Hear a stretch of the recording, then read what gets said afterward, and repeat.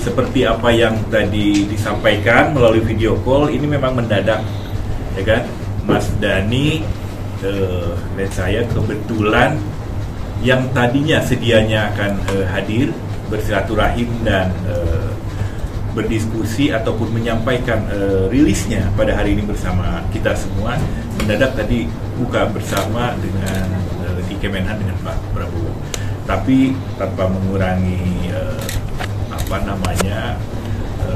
substansi ya, yang akan disampaikan. Ya, Mas Dhani tadi berkirim pesan menyerahkan segala sesuatunya kepada saya untuk hal persoalan hukum, ya, persoalan hukum. Jadi sore hari ini rekan-rekan sekalian, saya akan menyampaikan rilis terkait dengan tadi apa yang sudah disampaikan oleh kuasa hukum Once ataupun saudara Once Michael sendiri, ya kan?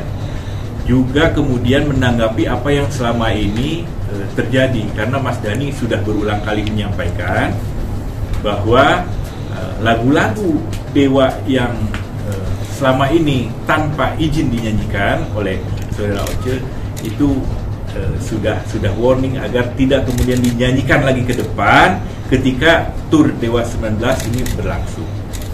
Nah, hanya kan tadi kita menanggapi bahwa kuasa hukum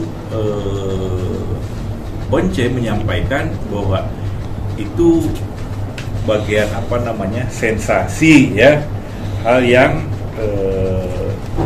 bukan masalah hukum. Nah, ini yang harus kita klarifikasi, ya.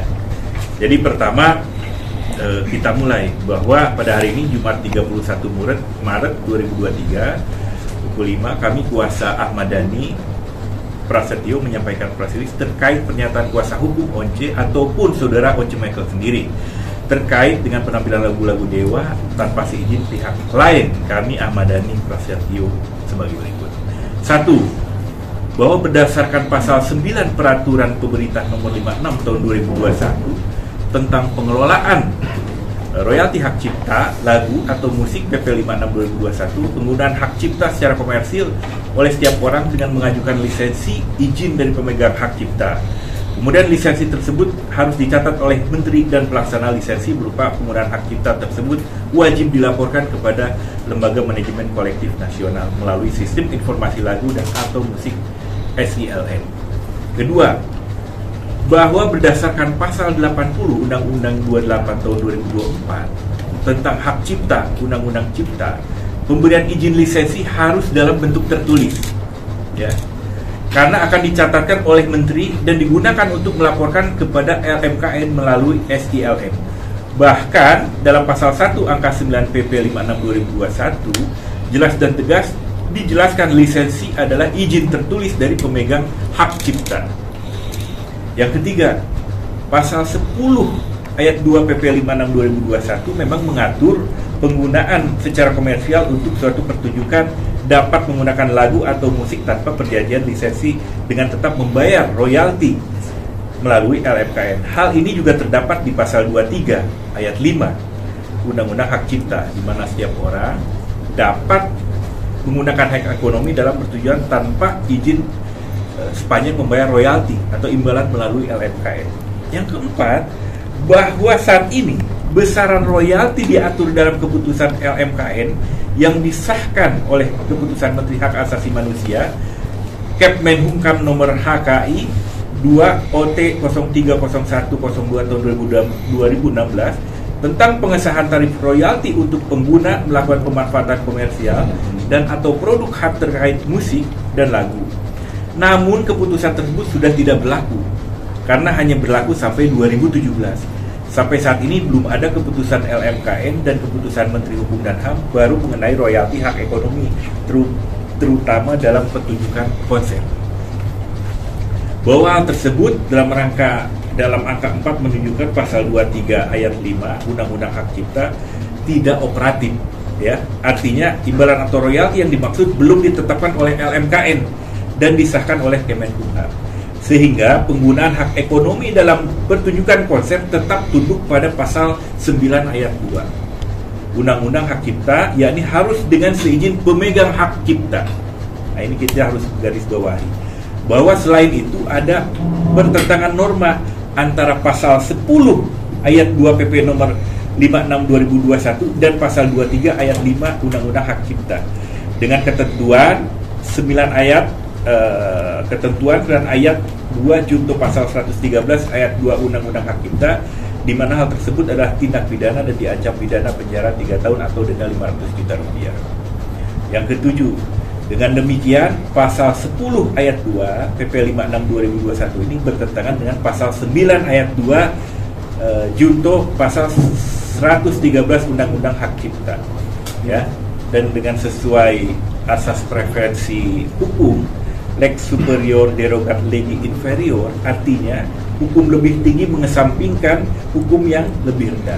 Maka yang digunakan adalah ketentuan pasal 9 ayat 2, ya. Pasal 9 ayat 2 junto pasal 113 Undang-Undang Hak Cipta. Jadi penggunaan secara komersil untuk suatu pertunjukan dapat menggunakan lagu atau musik harus dengan seizin pemegang hak cipta. Nah, ini harus digarisbawahi. Sesuai pasal 9 ayat 1 huruf F, ya, junto pasal 113 inkasu melalui perjanjian lisensi.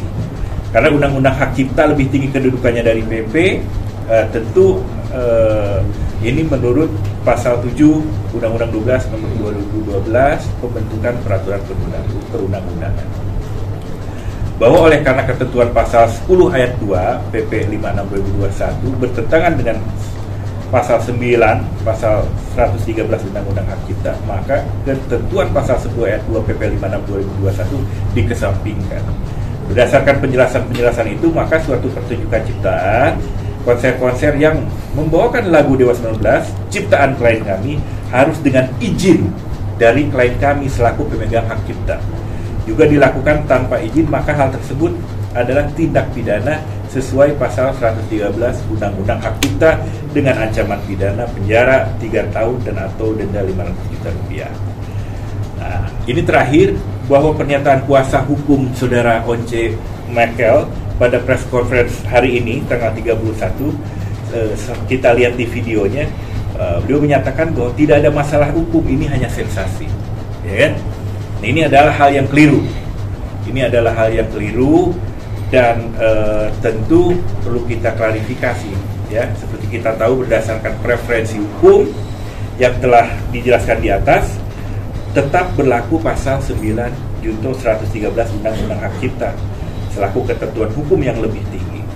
Dan tindakan persetujuan tanpa izin dari klien kami selaku pemegang hak cipta adalah tindak pidana sesuai dengan 113 Undang-Undang Hak Cipta.